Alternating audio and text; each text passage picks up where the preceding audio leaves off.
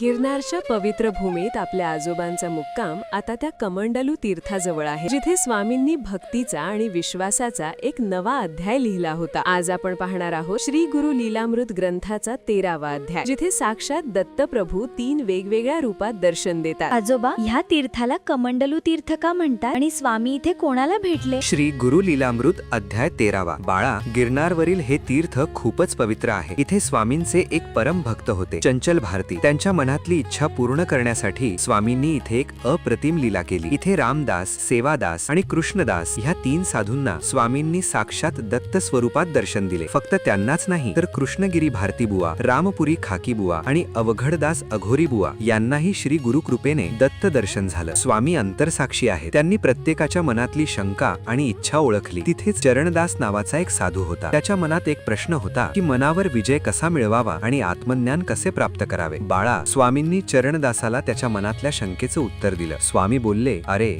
जोपर्यंत मनात विषय आसक्ती आणि काम क्रोध आहे तोपर्यंत कितीही साधना केली तरी काय उपयोग. ज्या भक्ताचे अंतःकरण निर्मळ आहे आणि जो आपली सर्व कर्मे ईश्वराला अर्पण करतो त्याला जगदीश स्वतः दर्शन देतो. स्वामींनी सांगितलं की गुरुसेवा आणि ईश्वर प्रणिधान यांच्याशिवाय कोणतीही योग साधना पूर्ण होऊ शकत नाही. म्हणजे प्रत्येकाला स्वामी वेगवेगळ्या रूपात दिसले का? हो बाळा, आणि हे बोलून स्वामी तिथेच अदृश्य झाले. सर्व साधू संत त्यांना शोधू लागले, पण स्वामी कोठेच नव्हते. शेवटी जेव्हा सर्वजण गिरनारच्या 5व्या शिखरावर गेले तेव्हा त्यांना तिथे दत्त चरण पादुकांपाशी स्वामी विराजमान असलेले दिसले. सर्वांनी स्वामींची मंगल आरती केली आणि आकाशातून पुष्पवृष्टी झाली. वाह, म्हणजे मनावर विजय मिळवण्याचा मार्ग स्वामींनी किती सोपा करून सांगितला. बाळा, गिरनारवरील ही लीला आपल्याला सांगते की जर अंतःकरण निर्मळ असेल तर देव स्वतः तुमची सेवा करायला उभा राहतो. आता गिरनारचा हा प्रवास संपला आहे. स्वामी आता आंबेजोगाईकडे कसे गेले हे आपण पुढच्या भागात पाहूया. गिरनारच्या पवित्र कडेकपारीतून स्वामी आता निरोप घेत आहेत. स्वामींचा हा प्रवास आता मोगलाईतल्या आंबेजोगाईकडे वळणार आहे, जिथे एक गुराखी मुलगी स्वामींची वाट पाहत आहे. पाहत रहा आजोबांच्या गोष्टी, सीझन 16. श्री स्वामी समर्थ.